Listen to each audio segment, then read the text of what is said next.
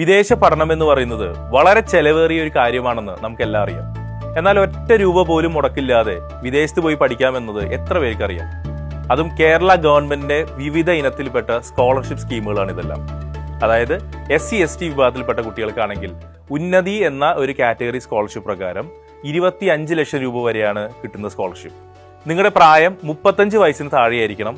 നിങ്ങൾക്ക് ബാച്ചിലേഴ്സ് തലത്തിൽ 55% മാർക്ക് ഉണ്ടായിരിക്കണം. ഇതാണ് ഇതിന്റെ ബേസിക് ക്രൈറ്റീരിയ. ഇതിന്റെ ആപ്ലിക്കേഷൻ കൗണ്ടുകൾ നമ്മൾ നോക്കിക്കഴിഞ്ഞാൽ 2017 പോലും നോക്കിക്കഴിഞ്ഞാൽ 50, 100, 150, 200 വരെയൊക്കെയുള്ള അപ്ലിക്കേഷൻസ് ആണ് ആകെ റിസീവ് ചെയ്തിട്ടുള്ളത്. അതായത് ഈ സ്കീമിനെ പറ്റിയിട്ടുള്ള അവയർനെസ് ഒട്ടും തന്നെ കുട്ടികൾക്കില്ല എന്നർത്ഥം. ഇനി ഇത് OBC കാറ്റഗറിയിലേക്ക് വന്നു കഴിഞ്ഞാൽ നമുക്ക് കേരള ഓവർസീസ് സ്കോളർഷിപ്പ് സ്കീം എന്ന ഒരു കാറ്റഗറിയാണ് വരുന്നത്. ഇത് പ്രകാരം 10 ലക്ഷം രൂപ വരെ നിങ്ങൾക്ക് എലിജിബിലിറ്റി ഉണ്ട്. ശ്രദ്ധിക്കുക, ബാച്ചിലേഴ്സ് ഇനത്തിലല്ല, മാസ്റ്റേഴ്സോ നിങ്ങളുടെ റിസർച്ച് പ്രോഗ്രാമിനാണ് എല്ലാ സ്കോളർഷിപ്സും ഡിസ്പേഴ്സ് ചെയ്യുന്നത്.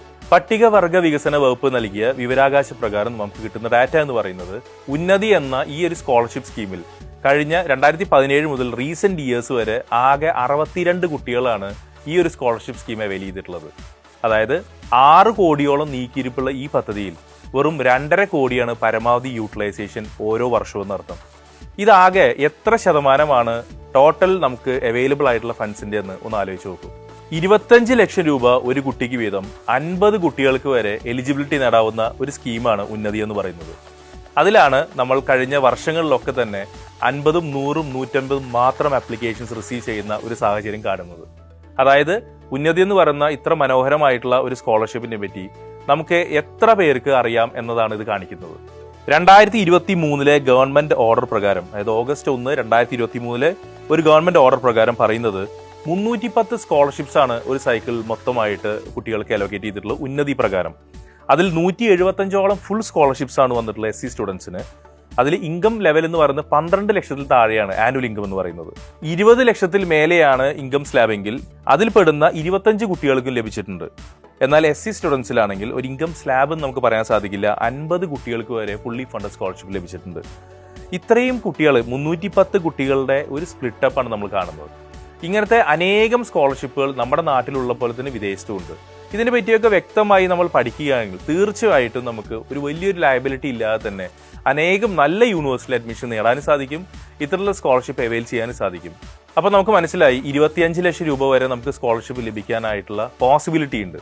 എന്നാൽ ഈ ഒരു പൈസ കൊണ്ട് നമുക്ക് എവിടെയെല്ലാം പോയി പഠിക്കാൻ സാധിക്കും? UK, കാനഡയോ അയർലൻഡോ മാത്രമാണോ? അങ്ങനെയല്ല, മറ്റനേകം രാജ്യങ്ങൾ ഇതിന്റെ 4/1 മാത്രം ചെലവിൽ പഠിക്കാൻ സാധിക്കും. 3-4 എക്സാമ്പിൾ പറയുകയാണെങ്കിൽ ജർമ്മനിയിലെ സ്റ്റേറ്റ് അല്ലെങ്കിൽ പബ്ലിക് യൂണിവേഴ്സിറ്റീസിൽ 1 രൂപ പോലും ചെലവില്ലാതെ നിങ്ങളുടെ എഞ്ചിനീയറിംഗ് ഡിഗ്രി കഴിയാൻ സാധിക്കും. അതേപോലെ തന്നെ ഓസ്ട്രേലിയ ആണെങ്കിൽ അത് വെറും 1.5 ലക്ഷം രൂപ മാത്രമാണ് ഒരു വർഷത്തിൽ. ബെൽജിയത്തിലോ വെറും 3 ലക്ഷം മാത്രം. ഇങ്ങനെ അനേകം ഓപ്ഷൻസ് ഉള്ള ഒരു രാജ്യം അല്ലെങ്കിൽ ഏരിയയാണ് ഷെങ്കൻ ഏരിയ എന്ന് പറയുന്ന യൂറോപ്പിൽ. അപ്പോൾ നമുക്ക് അവെയിൽ ചെയ്യാൻ പറ്റുന്ന തുകയുടെ 25 ലക്ഷത്തിന്റെ ഒരു 4/1 മാത്രം ചെലവിൽ തന്നെ ഗവൺമെന്റ് പറയുന്ന അല്ലെങ്കിൽ അവർ അനുശാസിക്കുന്ന ഏറ്റവും നല്ല റിനൗണ്ട് പബ്ലിക് യൂണിവേഴ്സിറ്റീസിൽ നിന്ന് നിസ്സാരമായിട്ടുള്ള ഒരു ചെലവിൽ നമ്മുടെ വിദേശ വിദ്യാഭ്യാസം കംപ്ലീറ്റ് ചെയ്യാൻ പറ്റും എന്നർത്ഥം.